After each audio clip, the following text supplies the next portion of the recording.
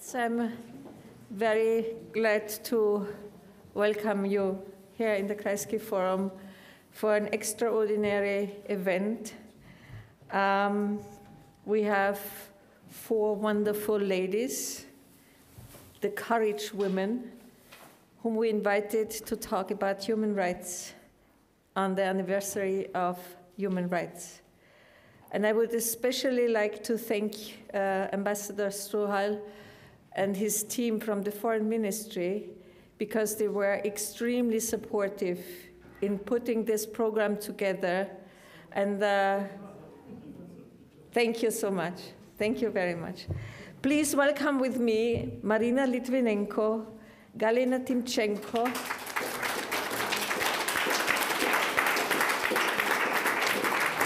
Zhanna Nemtsova,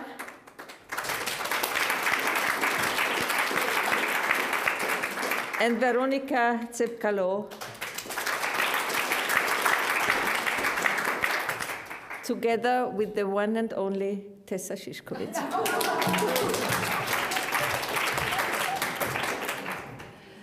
Welcome, dear friends of the Kreisky Forum. Welcome, Galina, Veronica, Marina, and Zhanna. Thank you so much for coming from wherever you are at the moment to be with us in Vienna. It's important for the Kreisky Forum, for the Austrian government, for Vienna as a capital that has sort of always welcomed Russians and Belarusians over the centuries in all sorts of constellations.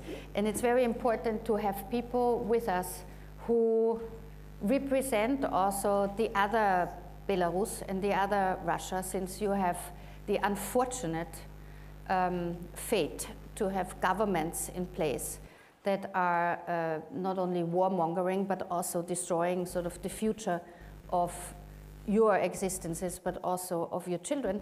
And so it's very important for us, especially this year, where we think of the Declaration of Human Rights 75 years ago, and also the Viennese involvement over decades with international and multilateral organizations here in Vienna, to not give up and to talk about what we can do to make a life in Russia and in Belarus possible, to make a political debate possible, as limited as it is at the moment, but also to prepare for the future when there will hopefully soon be different leaders.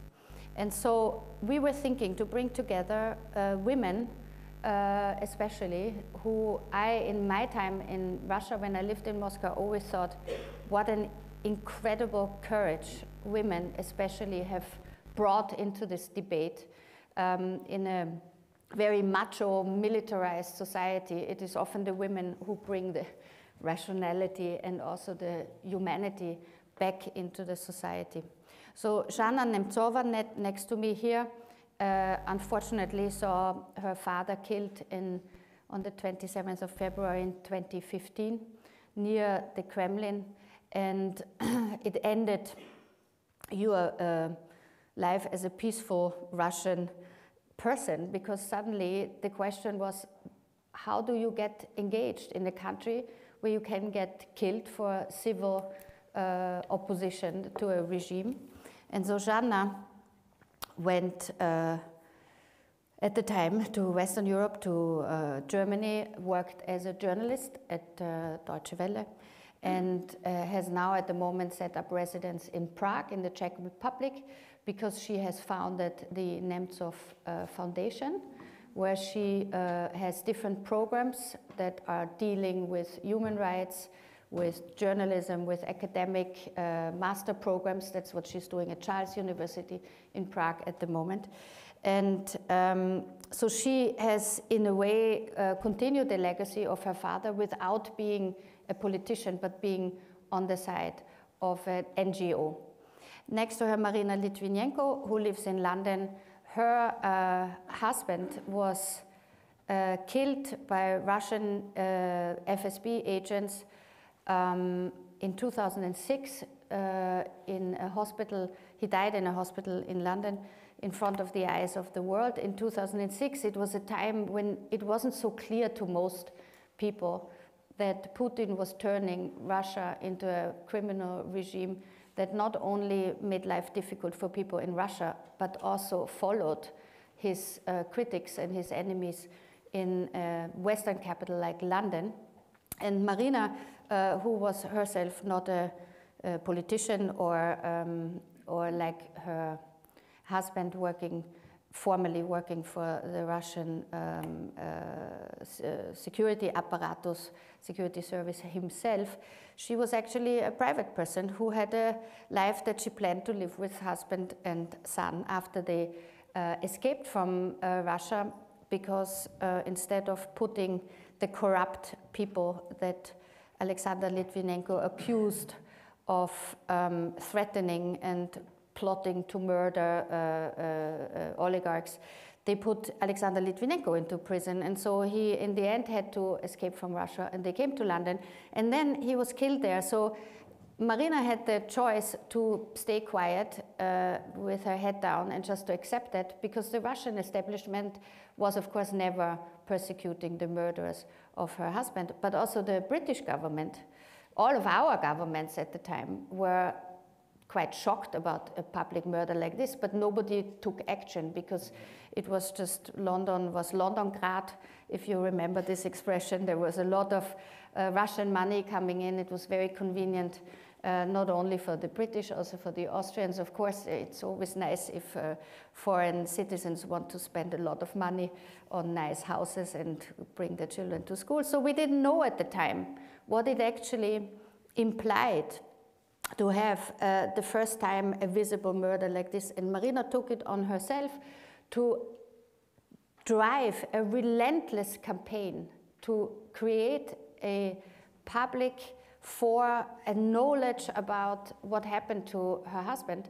And it took, of course, the annexation of Crimea in 2014 until the then Home Secretary, the Minister for the Interior, Theresa May, agreed to a public hearing, which Marina then could follow, where every detail of the planned murder of her husband was laid out in front of the British public and the European public, because we reported on it. And so this has taken years and years of her life, and she has since then been an advocate for human rights in Russia, and also supporting all the attempts to bring the Russian opposition together in a common fight against the Russian president. Then we have Veronica Tsepkalo, who is from Belarus, and she, as many others of like the opposition in her country, could not stay in Minsk but had to escape. So she is one of the three central female opposition candidates who were fighting against Lukashenko in 2020, and her husband is one of the candidates against Lukashenko, who has been now sentenced to 17 years in absentia to prison. And so they have the sort of fortunate situation that they can live in Athens and have the family more or less safe. But of course, it's super, super frustrating to see that while we were busy with the Ukraine and with the Russian aggression against the Ukraine, people also had difficulties to follow every thing that happens in Belarus. So it's very important, of course, to keep in mind that all of these implications are always, you know, the fates of all the people who are fighting for human rights in these countries don't change. Just our consciousness drops a little bit from time to time, so we're back with this. And then Galina Timchenko is working very hard on having the consciousness of all of us focused on the news coming from Russia. She's the editor-in-chief of Medusa. Medusa is probably, for many of us, one of the most important Russian media, not only because it's very good, but also because it's in English. So you can access it on the website freely. There are podcasts. You can sort of follow what happens inside Russia and outside Russia concerning Russia. They just launched this morning the Berlin chapter for the Russian Berliners in Russian. So she was very nervous in the morning because she had to see that everyone got everything right, subtexts and build texts and everything. And did it go well, by the way? Did you have a good response for the launch of the Berlin Medusa? Yep, it was welcomed. And with this Jean Foundation, Journalistic in Need, they say, wow, how can we help?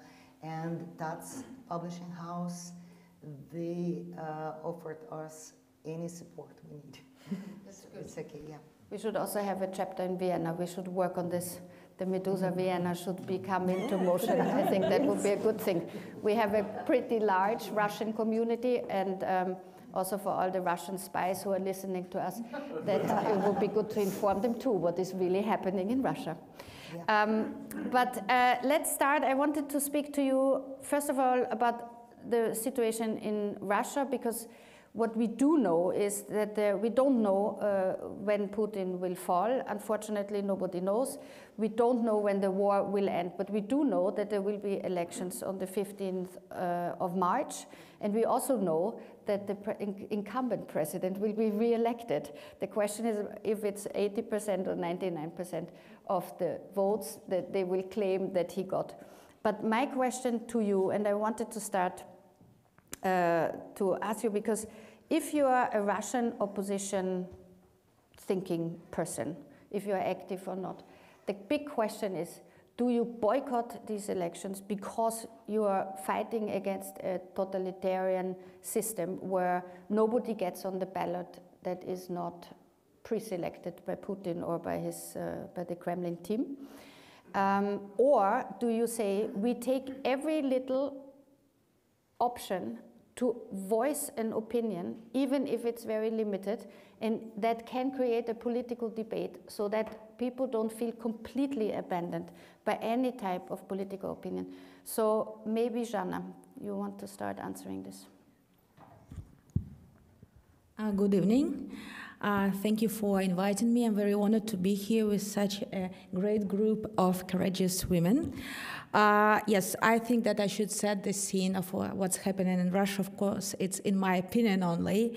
We have already talked about the upcoming presidential so-called elections. And yes, I would like to start by saying that Alexei Navalny, Russia's leading opposition politician who is now in jail, last week announced a strategy to vote for anyone except for Putin. And you're absolutely right that all candidates will be pre-selected and Putin will win, but he called on his supporters to go to the polling stations and to vote for everyone, for anyone except for Putin. What I want to say, I just want to say another thing about Alexei Navalny. So it's very disturbing that we don't know where he is right now. He disappeared. He was not present during the recent court hearings, and today we have learned that he is being transported to another penal colony, and we don't know where he is, and this is something that disturbs us all a lot. And to be honest, I'm very pessimistic, and I'm sorry for this, but what Putin is doing, he is, of course, trying to kill his main enemy. So back to the elections. So I agree with all the arguments put forward by Alexei Navalny and his team and those people who think the same. And as a Russian opposition politician, he has to call for an action, but I have the privilege not to be a politician, and that's why my personal strategy is different.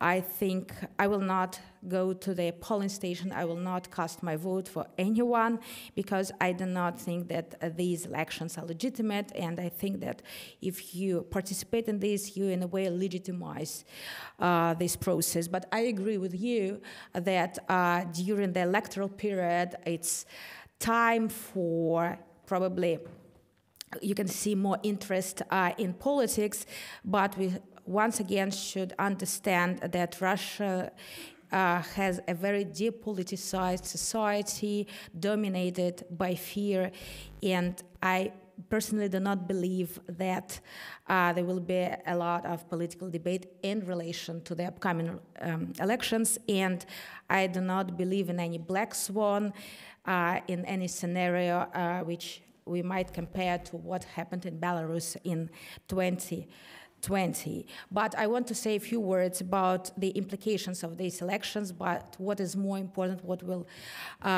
be the consequences of Putin being re-elected. So first and foremost, he will sustain a war effort in Ukraine. It's a war of attrition, and he seems to be able to sustain a war effort in the country. It means that I believe that after the elections, he will announce a second wave of mobilization because he has some problems with manpower. He needs to replace those people who are currently fighting in Ukraine on the Russian side. I think that we will see even more repression in Russia, and I think that he will finish his project to build an informational iron curtain in our country by blocking YouTube. In Russia, YouTube is the main online platform for political news. So we are here for a very long fight. And you're right that it's difficult to predict when Putin will be ousted from power, but I think 10 years might be something, a good estimate. It's not a long period. 10 years, from the historical point of view, it's not long, because you know what? In 2015, I know you're laughing, but I want to explain to you. In 2015, I left Russia. Now it's 2023. More than 8 years have already passed. I'm still here. And this was like one day. So you can think of it as a very long period, but you can think of it as not a very long period. It depends on your optics. And that is why we have time, and the most crucial thing is what we are going to do during these 5 to 10 years. Thank you. But Galina, Navalny's team, Navalny actually asked you before he disappeared a week ago to speak to the main opposition politicians, like Zhanna, she was also asked by you, what to do, how the strategy should look like. So what were your findings so far? Were people more of the opinion to boycott or to try to influence the debate? Actually, the participants of this poll divided 50-50. But it seems to me that may start from 10 years ago. It'll be very short. 10 years ago, I was fired from my previous job. I was editor-in-chief of #1 news outlet in Russia. We had 25 million unique users per month. So we are the most popular internet website all across the Russia. And when we gathered with my deputies and we said, guys, what should we do next? And my deputy said, we have tiny chance to start from the scratch. Yes, we are totally insane to start new project. We will do it very small, very modest. 10 years after, Meduza is the biggest independent Russian language news site. So if you have even tiny chance to do something, please do. It's the easiest way. You know, my staff, my journalists, they are joking on me every time. They say, did you read the one book in your life? Because all your examples is from Harry Potter. Yes, okay. I am a huge fan of Harry Potter. And Professor Dumbledore said once the most wise phrase in the world. There are two ways, easy and right. Boycott is an easy way. Let's do it right. If you have tiny chance to change something, let's do it. We tried and we managed and we succeed to do this. And better do something. And the main idea of Putin's propaganda is that the war is far, far away, everything is great, let's do nothing, authoritarian regimes are very fond of population doing nothing. That's their main goal. Just sit and do nothing. Let's do something. And this situation with the politicians, yes, they are divided 50-50, but most of them said this election will mean nothing, but we should try to do anything. Try to show that we are not alone, that we will try to vote not for Putin. It's not about Putin's support. We have to show to the world that there is no active Putin support in Russia, as Kremlin want us to believe. Veronica, maybe you can comment on this also, because in Belarus, as we already mentioned now, it was really a surprise that in a very sort of strict system where it was clear that Lukashenko planned to go over any reality, whatever would happen at the ballot box, it was a very big support for you and for Svetlana Tikhanovskaya and sort of the entire team, half of them in prison, half of them in exile now. But what advice would you give Russia in this spring? Yes, first of all, I would like to thank you, Bruna Kreisky Forum, for even inviting me, because unfortunately, as you mentioned in the beginning of your speech, Belarus is out of the scope right now because of the war in Ukraine, because of the Israeli-Gaza war. Unfortunately, we are left behind. Therefore, I would like to thank you for even to talking, to bringing me here to talk about Belarus. Getting back to the questions which we discuss right now. Back in 2020, I'm coming from the dictatorial country. Lukashenko is in the power for the last almost 30 years. The next year, it's going to be 30 years when he is in power. And before 2020, nobody believed that any change can happen in Belarus. We've heard so many, so-called negative prognoses that, he's going to win, he's going to take the power, he's going to rig the elections once again, we're going to lose the elections. But I agree with Galina's approach. To my opinion, it's better do something what depends on you. Therefore, in 2020 in Belarus, you saw 3 candidates who were not politicians. None of them were politicians. These 3 candidates, they were self-made people. They were from establishment. It's not just, ordinary people like who did or achieved nothing in their lives. Therefore, all of a sudden, we had 3 candidates. The people who really did something for the country. My husband, he built the largest IT cluster, high technology park in Eastern and Central Europe. Viktor Babaryka, he was the head of the Belgazprom Bank. It's a Belarus branch of Russian Gazprom Bank.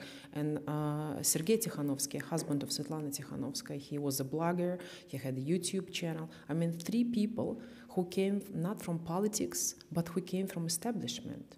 And because we did something, even though Lukashenko, he imprisoned Sergei Tikhanovsky, he imprisoned Viktor Babaryka, he did not register none of the opposition candidates. Only Svetlana got registered on behalf of her husband. And many people were putting, blaming her for being spoiler. Nobody believed, that nothing can come up out of these elections. We decided for ourselves that we need to continue our fight. We need to, challenge the regime, because if it's not us who is going to fight, we cannot just stay on the couch and, stay in the kitchen and criticize Lukashenko, but, and giving negative scenarios. Therefore, despite all odds, we got around 1 registered candidate because she was the one who was opposing Lukashenko, who was against Lukashenko. And this is the advice which I would give to Russian colleagues, because, Lukashenko, it's not a secret, he's a puppet of Kremlin. Therefore, Putin, he uses our soil to locate the missiles and, bombard Ukraine from Belarus soil. But I would expect that, out of 100 million population of Russia, because we are Belarus, only 10 million people, there will be some people, black swan, or I don't know, it could be someone from establishment. Of course, this person should do something for his country or for her country, otherwise people would not follow him or her. And just to act, Because otherwise, if Putin is re-elected and the people are just staying quiet, do absolutely nothing, nothing's going to change whatsoever. But like in Belarus, nobody expected that millions of people would be in the streets. Nobody would expect that we had the largest meeting in Belarus, 67,000 people would come to our meetings. It was the largest meetings in Belarus history whatsoever. But because we were hoping for the change, because we were acting, because we were doing something, we believe that we plant the seeds, and the seeds will grow one day. It's not easy for us to fight the dictatorship which was set for 30 years, and which is supported by Russian money, by Putin, who allocated $1.5 billion to Lukashenko to suppress people, to pay off the law enforcement agencies, to put the people in the prisons, to torture them, to beat them up, to violate human rights massively. That's why he won the game, because he allocated money. And by the way, this is not what the rest of the world did. In 2020, in the beginning of 2021, we were appealing to the governments of European Union, to the United States. We were asking to help Belarus. But unfortunately, Western countries gave up Belarus. And that's why we faced the war in Ukraine. If in 2020 you would support us, we have a firm belief there wouldn't be a war in Ukraine. Therefore, do not give up, fight.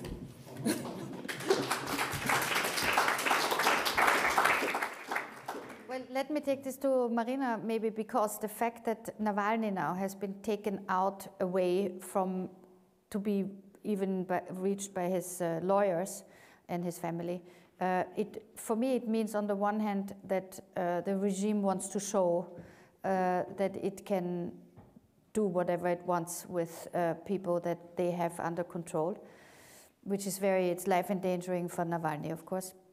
It also shows to me that they might be a bit nervous that his messages from prison, transported into the world by organizations like Galina's, and being picked up by Belarusian, Russian, Eastern European, Western European opposition politicians, but also supporters and Western governments, that this might be heard. But Marina, you have yourself so much experience with the obvious violent approach that this Russian regime has. I think it's very difficult to actually call people to action in a dictatorial system, because people get imprisoned in Russia now for putting down a flower in front of the Pushkin statue in the center of Moscow. So what shall we do? I'm definitely don't have any advice, but it's very important what we're talking about tonight. It's about human rights, and this is forum specific about that. I was lucky in one way. I have my human rights for justice, but I was not in Russia. I was in United Kingdom. It was not used in Russia at all if it would be happened to my husband. We have this example of Zhanna.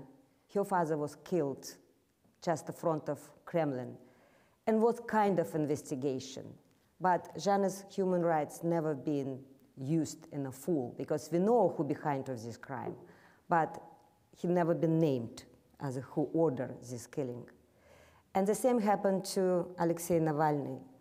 His wife, his family has human rights to know who tried to poison Alexei Navalny, who tried to kill him, and now he's arrested, and his family has whole rights to know what happened to him, but it never been happened. It means no any human rights in Russia.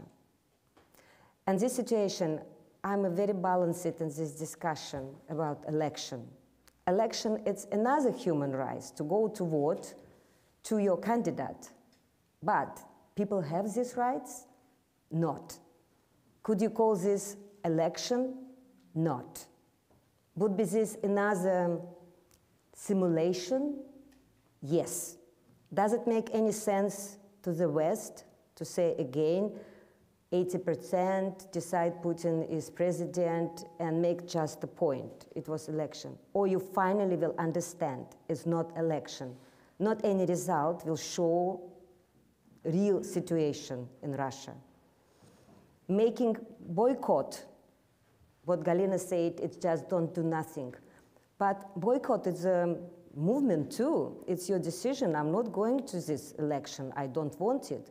Or maybe it would be not boycott, but go to this station and just destroy it, your list. And sure, I make this movement, but I decide not to give any vote to anybody. Because to vote to anybody, it makes some problem. Because these people you might be give your voice, finally, next day, will go to say for Putin. And it would be the same what happened in election, but not presidential election, but for what happened to parliament. People who've been elected by oppositioners or people who've been against Putin finally started to support a war. And now it's a chance to people who criticize this way to go just to make some activity, not to stay at home. But they gave their voice to people who now for war.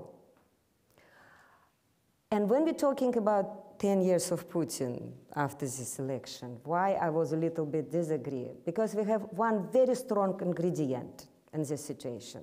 It's Ukraine. We can't simply say what is happening in Russia, it has nothing effect from Ukraine. It's a very strong effect. And Russian economy and Russian people's life, yes, they pretend as nothing happened. If you go to Moscow, you will find the same restaurants, and people enjoyed life, and it's very sad. But if you go 100 kilometers from Moscow, you have more and more graves, and more people suffer to losing their relatives. It cannot affect life of Russia now. And this is like a balance. Everything what happened from Ukrainian side might bring this regime to down. And it's not going to be next 10 years. We don't know how many years it might be for Putin. It just started. And when we're talking about Ukraine, it's very important to support and what always try to do, or maybe not try to do enough. I would compare this situation. When you have a cancer for a patient, and you know what treatment might save this person, but you give just 90% of this. Does it enough to save person? It's the same to Ukraine. Every time when we blame it's not happened fast enough, or we're all tired from this war, have we did enough? Have we given everything? And this is another question what might change any Russia situation with election, with everything, how Ukraine will just be successful in this situation. But people in Russia just frightening. Yeah.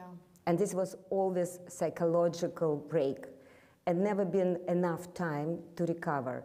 It was small population of brave people who working for media, for politics, like what we say, Navalny.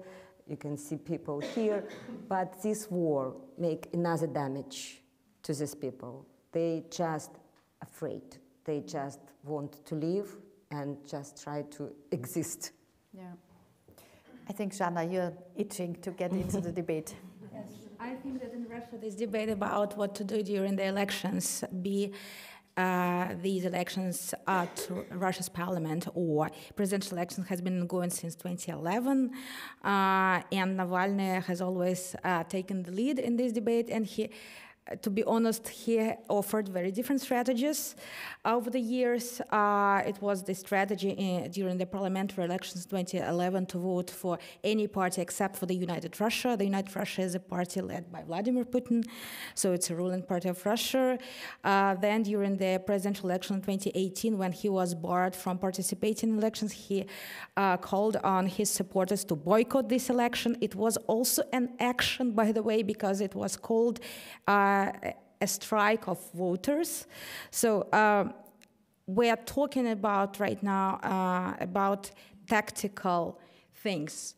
And my choice, which is a personal choice I want to highlight, is based on the assumption that these elections will not be the so-called overturning elections, because Putin's regime learned a lesson from Belarus.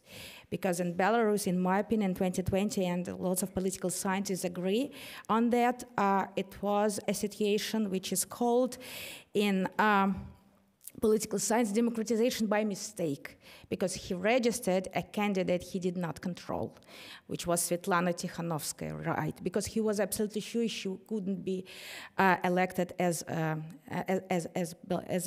president of Belarus. I do not see personally this situation happening in my country, but I want to agree with Galina about doing nothing and do something. I think that you have to do something, but there is a range of options what you can do apart from boycotting elections or taking part in the elections. And Galina set an example of her media outlet, Meduza, and I want to set the example, also it was more or less hopeless, the creation of the Boris Foundation in 2015 in Europe. In Germany, nobody took it seriously. People asked me, why don't you want to create a foundation in Russia? I said, you know, I think it's better to create it in Europe. Now the Nemtsova Foundation is one of very few Europe-based, Russia-focused, not only Russia-focused, but mainly Russia-focused organizations that helps a lot of people, human rights defenders, activists, lawyers, etc., and organizations, including media organizations here in Europe, and it is needed right now. That's why I think, yes, my decision 8 years ago or something was absolutely right, and by saying I don't want to participate in elections, I do not claim I have chosen the easiest way. It's just my personal position based on my views. Thank you. Well, nobody would definitely blame you for not doing enough, because your foundation indeed is doing a lot. And also you can help now from here probably much better people who need help, who are still in Russia, but who need to know that there are organizations that have not forgotten what Russia should really be looking like. And I just want to say about 10 years, which is a very short period of time, 5, 10 years, it doesn't matter. I think that if we talk what we should do right now, we should think strategically about Russia's future and what we can do right now to ensure not only like a possibility of democratic transition, but its sustainability. I have my own ideas what should be done, but I think it's... Well, maybe let's go into this. No, I'm taking over this discussion, no. No, but I think it's very interesting, because we sort of set the stage now that, that there's a debate of to get involved or not in the election process, but as you rightly say, we need to give also a perspective on what it could be that Russia actually needs. You know, we've seen the attempts to start to be a democratic country, and it failed for now. But what do you think needs to be done to restart this debate? On the future of Russia? Mm-hmm. So this debate has been ongoing for some time, and different people are writing the new constitution of the Russian Federation and some packages of reforms. But I think I will stop on 2 important things. I think it's important to support Russian language media and quality journalism for Russia. And I strongly believe that Russian language media outlets will be the first to report on what's happening in Russia. And we will need Russian language media outlets if a window of opportunities opens up. It's very difficult to to have this culture of quality journalism, and we, despite the fact that Russia is an authoritarian country, journalism, independent journalism, I don't want to say it's flourishing, but we have lots of great examples of quality journalism. I was at Dortmund University, Technical University in Germany, and the title of my lecture was Quality Journalism in an Unfree Country, Russia's Case. And I talked about examples of quality journalism, and people were just very surprised that Russia is a country with great investigative journalism, for example. So, and this is very important. Second, we are always talking about one leader. So we'll need one democratic leader to change everything. In our big country, the biggest country in the world by territory, I think that we will need like a whole class of leaders, I don't know, 5,000 people, educated, value-oriented, and that's what time allows you to educate these 5,000 people who might be the future leaders of Russia. So I'm a strong believer in education. I know that you can challenge me on this as well, but these two things are very, very important. Well, for sure, education, nobody will argue with this. Everyone wants better education for everyone. And believe me, us Austrian journalists, we can take all these lectures too. We would also like to have, better quality media to fight corrupt politicians, as we saw today in Austria in a corruption trial, which is going on at the moment. We need these things, and we need investigative journalists too. In Russia, unfortunately, they fall too often out of the 5th floor of buildings or sort of get beaten up in the streets in the region. So it's also a physically very dangerous thing, of course, to do. But let me ask you, if the question what we need for change in Russia also means that at this crucial moment you need a unification of the opposition to have a common approach. So maybe also, Veronica, you have experience in Belarus, how difficult it is over the extended period of living in an exile government, in a diaspora situation, to keep people together and to be unified and have one voice to say, like, we have to bring down the dictatorship, and then we can discuss if we are left, right, center, feminist, or whatever. First of all, I would like to respond to Zhanna's comment regarding the registration of uncontrolled candidate from Lukashenko's side.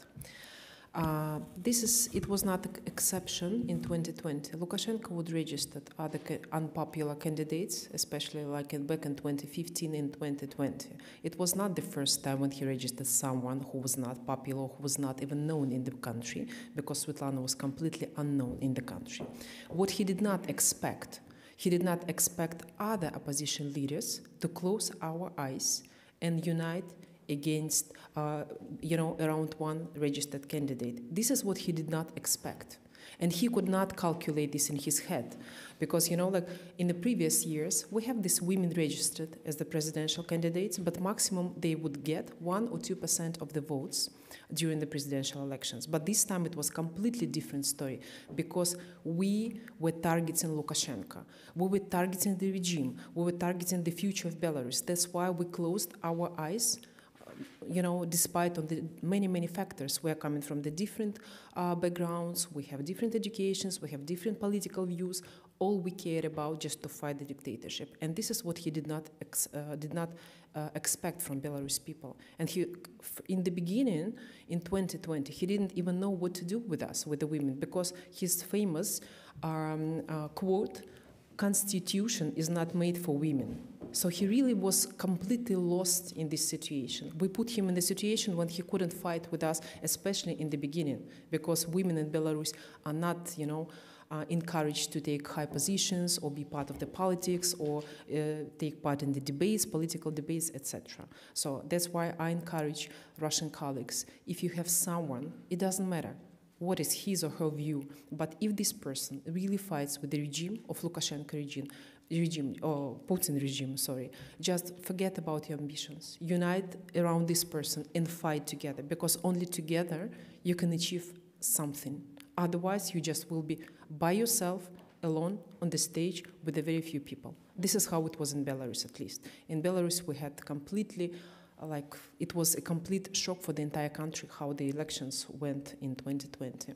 But Marina, can I, because you spend a lot of time on conferences in this Russian exiled opposition circles, do you think there's a chance that people can stand together against Putin to kind of have a exiled government or something like this that could arise without actually being in the country, without actually also being in the election process, but to sort of build up a voice of the other Russia? This is a little bit difficult situation. When Veronica said about consolidation around one candidate, it was inside of Belarus.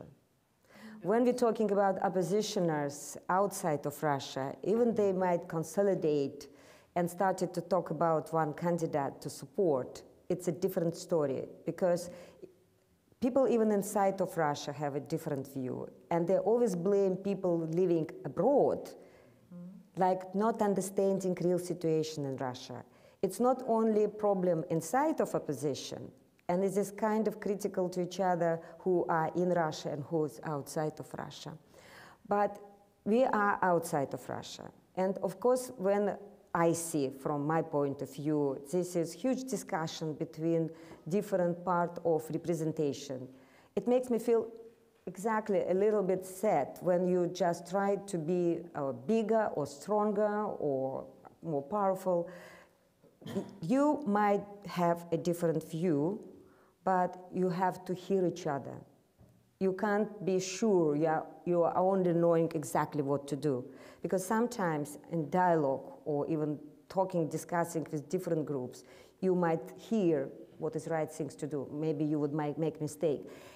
And this is very important. But another problem, what I said, when it's election in Russia, it's Russian people going to the poll station. And of course, people outside of Russia, they can go to poll station too. But it's so small percentage, you can change anything for this vote. And Galina, when in your polling, when you take the temperature of all these Russian politicians in exile and also within Russia, do you have the feeling that there's a generational also divide, that some people are for Navalny, others are already thinking of other candidates? Do we see a new future as leadership emerging? Like Zhanna said also, you know, you need 5,000 to bring down this regime. Is there any sign of that inside or outside?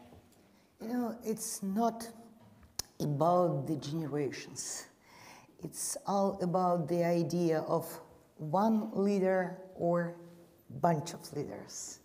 And most of people I asked, they were in some way scared that even Navalny could repeat Putin if he would be the one, you know. But I'd like to focus on one problem we missed. Russia has the biggest number of special forces, FSB, Rosgvardia, any other military organization. And what should be done? It's a hydra. If you cut off the one head, the two will appear. And the first step, it's not about how could we choose the one or bunch of leaders, how could we cut off heads of this hydra, of special forces, of FSB, and because Putin brought them to power, and the main idea, you can do whatever you want to. You will have your benefits. If you violate any human rights, nothing happened to you. But if you could feel for prisoners or show any sign of kindness, you will be punished. So, and the main problem that we have to create this environment, this soil, where the new generation could grow, and without destroying these special forces, FSB, so blah, blah, blah, this system, we could not succeed at all. So Zhanna, let me ask you, what would you suggest how European government, how the Austrian government, how the civil society in Austria, in Europe, how we can help as supporters of a democratic Russia in general to help destroy the hydra that you're just talking about? I very much doubt that. I agree with Galina on this, and this will be the task ahead of a new leader of a new leadership of Russia as well. It's one of the tasks. But I just want to first say about having one political coalition abroad. I agree with Marina that people who are abroad they are not fully trusted in Russia, and I believe if change comes to Russia, people inside the country will be on the forefront of this change, in my opinion. But people from abroad can, of course, help if they want to help. Second, it's, I think, a misconception that Russian democratic forces cannot unite. What we saw in 2011, 2012, that Russian democratic forces or Russian opposition united because there was this momentum after the parliamentary elections when people took to the streets, and there was a feeling that something could change, which didn't happen. And this was the momentum when all people, Navalny and my father and many, many others, were together because there was a real chance. So political coalitions can be created only when there is a real chance to come to power.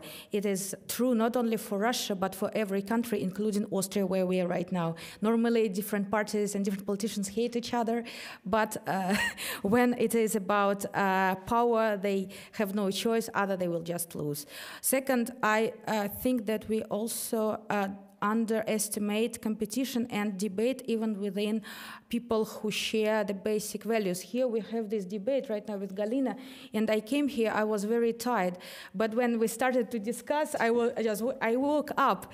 So this is very good, because no one is a prophet, no one knows what's the best thing to do. If you have no discussion, if you have no this culture of debate, you will become another Putin-like leader. It's good to have this, and we should not underestimate competition. We does not suggest that we will never talk to each other because we are here debating. It's normal.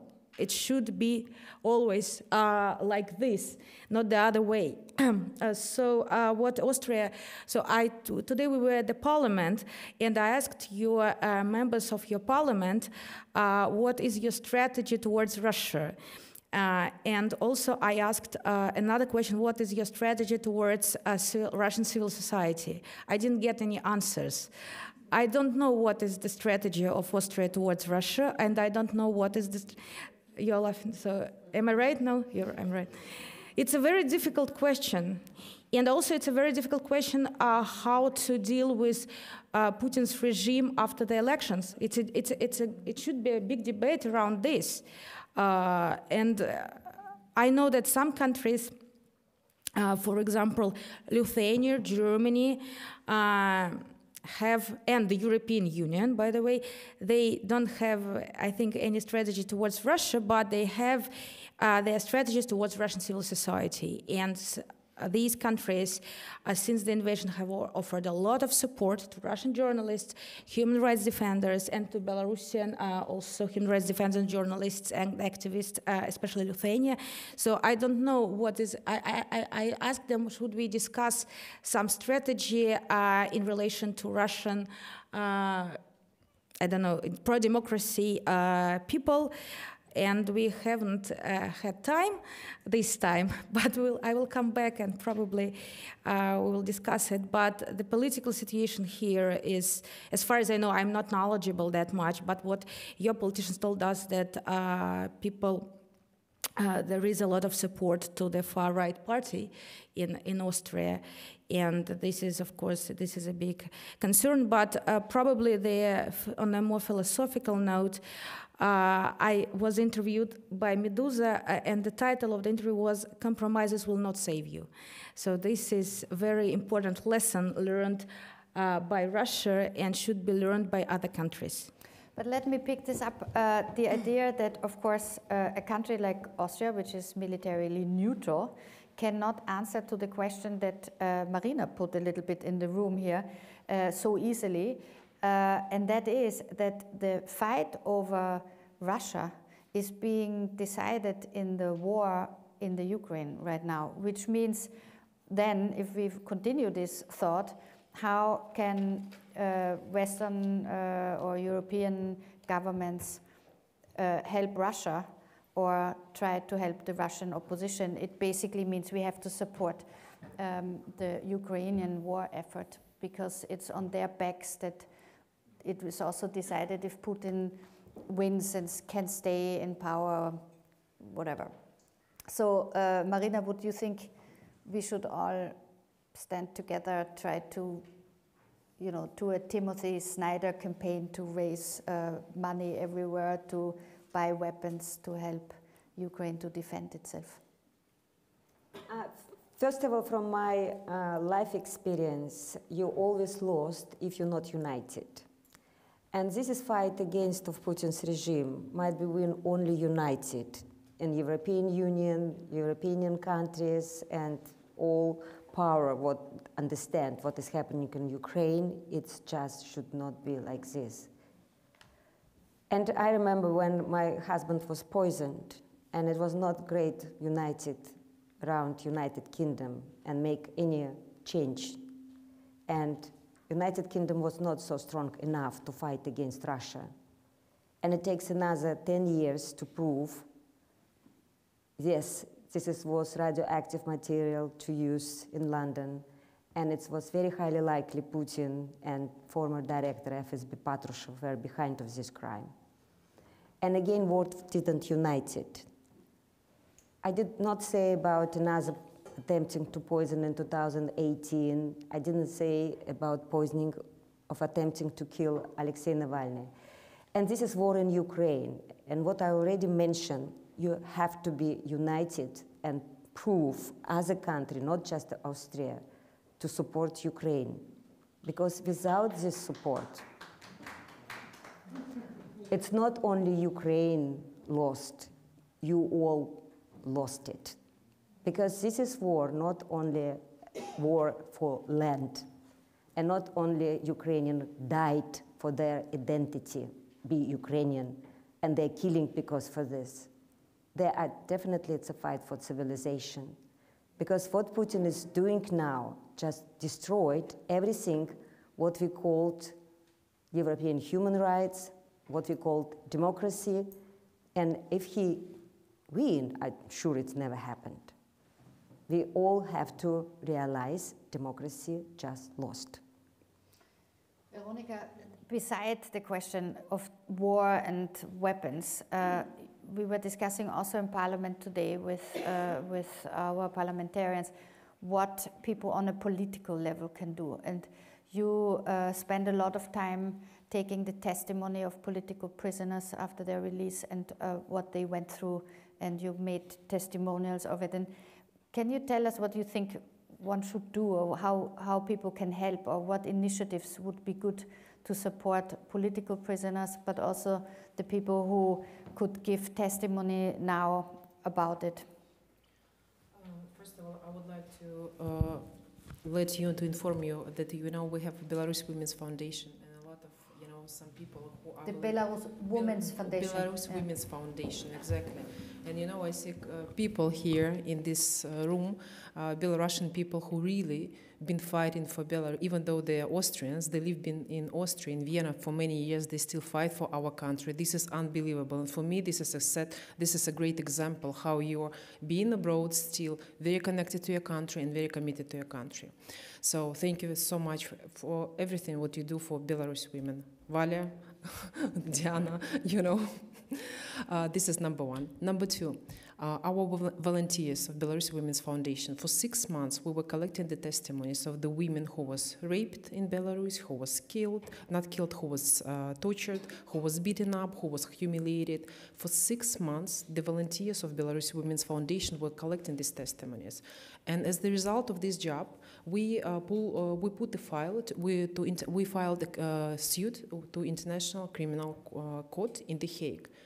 And unfortunately, I don't know why, we received no response. Even though we did ask to initiate to open the criminal case against Putin, we do understand, or Lukashenko, because we do understand that Belarus is not part of the Roman Statute, but the general prosecutor of ICC, he made a decision and he opened a case against Putin. So what keeps him opening the criminal charges against Lukashenko, the person who committed many multiple crimes against their own people? Now, as I said in the beginning, the situation with political prisoners in Belarus is devastating, because we have, as of today, we have almost 1,700 political prisoners. 45,000 people went through the prisons only for taking part in the peaceful protests, only for, you know, being vocal in the social media, only for being criticized in the current regime. And what we see as a result of the all these, you know, crimes which are happening in Belarus, we see nothing. We see absolutely nothing. So number one request, this is what we discussed today in the parliament meeting, if you can help us to open the criminal charges. In ICC, in any jurisdiction, just to proclaim Lukashenko as the criminal, because what he commits, what he does to his people is unacceptable, and we cannot be blind with what's happening in Belarus. This is number one.